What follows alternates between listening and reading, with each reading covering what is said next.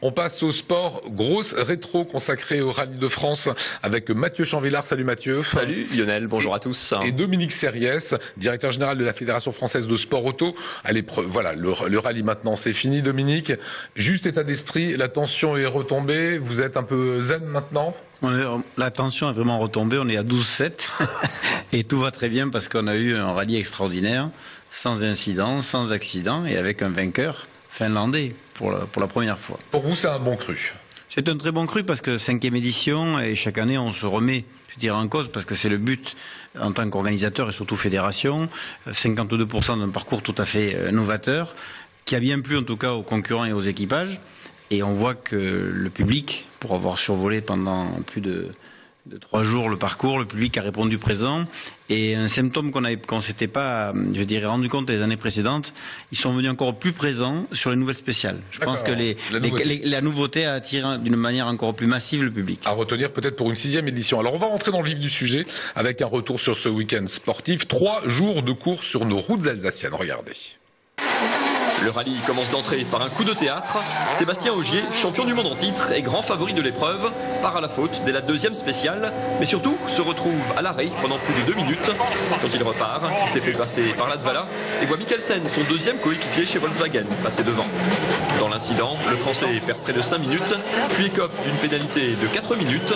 Vendredi midi, en ralliant le Zénith, ses rêves de victoire et de sacre mondial en Alsace se sont déjà envolés.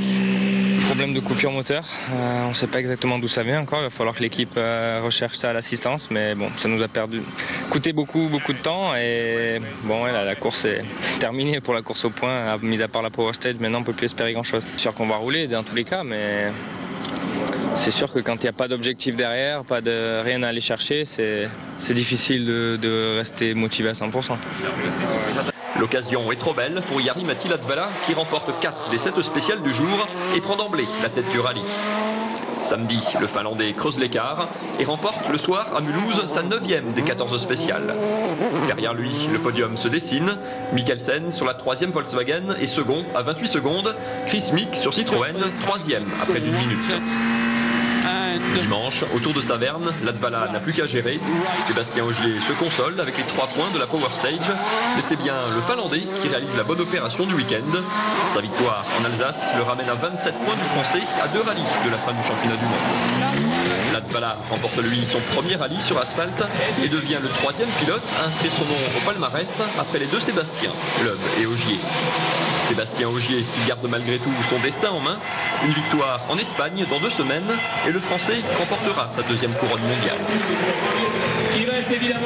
Alors ça c'est du bonheur. On va revenir maintenant sur les points marquants, à commencer par Ogier. Il sort dans la 2e spéciale, un peu comme Loeb l'an passé. À ce moment-là, pour les organisateurs et le public, c'est la tuile. Non, c'est pas la tuile, c'est un fait de course. Et vous savez, quand on prépare le rallye, souvent avec les partenaires médias comme vous, on fait des scénarios, on met en place des scénarios pour différents ordres de départ, des épreuves spéciales comme celle de Strasbourg. Et chaque fois, les producteurs nous demandaient, mais oui, mais à quelle heure partira Ogier? J'écoutais, s'il vous plaît, c'est du sport. Dans le sport, tout peut se produire. Et on voit bien qu'un incident mécanique sur un capteur, on va dire à quelques euros, le met en panne. Dans la panique, il pointe, comme on dit, dans une heure de passage avec 4 minutes d'avance. Et le rallye est joué. En 2011, de mémoire, Sébastien Loeb avait abandonné parce que le moteur de sa voiture avait cassé. Donc voilà, ça c'est le sport. Le sport, il faut le prendre comme ça.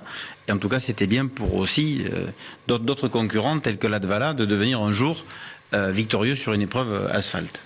À l'heure du bilan, vous avez dit un mot de l'affluence. Déjà, il y avait peut-être un peu moins de monde que les autres années, mais un peu moins que beaucoup de monde. Ça fait quand même encore pas mal de monde. C'était une inquiétude, l'affluence, sans le local de l'étape, Sébastien Loeb. Vous êtes rassuré? En tant qu'organisateur, on peut être partagé sur 2 axes. Le premier, c'est que c'est la sécurité, la première des priorités. Et que sincèrement, des fois, quand il y a un peu moins de monde, aussi bien en bas qu'en haut, je me porte mieux. Parce que c'est très difficile aujourd'hui de contingenter du public. L'an dernier, on avait identifié avec un système de comptage très avancé technologiquement 240 000 visiteurs uniques. Je pense qu'il y avait un peu moins de monde au Zénith parce qu'effectivement, Sébastien est l'enfant du pays. Je peux vous assurer que dans plusieurs épreuves spéciales, au niveau du remplissage des parkings, aussi bien sur les routes au niveau unilatéral que sur les parkings dans les champs, c'était bien plein. Donc le Rallye de France, il faut savoir, le Rallye de France en Alsace, a aussi 40% de visiteurs qui sont étrangers, dont les Allemands, première nationalité, les Anglais, les Espagnols, les Italiens, même les Suisses étaient présents. Donc voilà, c'est pas une épreuve qui est nationale, c'est une épreuve qui a un rayonnement international et qui fait découvrir, je dirais, une région qui est des plus belles. Vous qui connaissez bien notre Alsace, est-ce qu'aujourd'hui l'Alsace et l'Eurométropole, qui arrive au 1er janvier 2015, peuvent se passer d'un rallye et d'un événement comme celui-ci ? Vous savez, toutes les histoires se créent et se terminent. Ça, c'est une belle histoire parce qu'elle vient depuis la Corse pendant près d'un quart de siècle pour venir en Alsace grâce, je dirais, à l'icône et à l'icône vivante et au mythe vivant qu'est Sébastien Loeb, où il est titré chez lui. On a 5 années, on va dire, d'une rare intensité partenariale avec les collectivités, avec un résultat des plus forts. Le rallye devient référence au niveau des 13 épreuves du championnat du monde, et que si demain, pour X raisons, et surtout pour des raisons de positionnement des collectivités, ça s'arrêtait, on le conjuguerait au passé, l'histoire était très belle. D'accord. C'est une déception malgré tout, parce que vous avez une recette qui marche bien incontestablement ici. À ce jour, ce ne serait pas une déception puisque la décision n'est pas faite. Mais ce que je peux vous dire, c'est qu'on n'a pas encore entrepris le fait d'aller démarcher ailleurs. Quand vous avez un partenariat, et que le partenariat, en tout cas, il y a un engouement, que cet engouement est lié à un volontarisme appuyé, comme l'ont démontré les collectivités territoriales alsaciennes, on se doit en tout cas d'attendre de leur positionnement. Qu'est-ce que vous sentez de Philippe Richert qui met la main au panier? Qu'est-ce que vous pensez de Roland Ries, maire de Strasbourg? Est-ce qu'ils sont enclins à remettre quelques centaines ou millions d'euros? Pour faire référence en tout cas au président Richert, qui a été, je dirais, le supporter et même le chef d'orchestre au début de l'avenue du rallye, au-delà de l'argent, en tout cas de le financement des collectivités, il a été aussi, je dirais, d'un fort soutien pour que le Crédit Mutuel vienne à nos côtés, auprès du président Lucas. Et aujourd'hui, il est toujours, et il a jamais failli dans ce sens-là, solidaire à nos côtés. Vous connaissez bien, je dirais, la conjoncture, vous en avez parlé pendant le journal. Les réformes territoriales régionales peuvent aussi perturber l'échiquier. La situation économique des conseils généraux n'est pas non plus à être ignorée.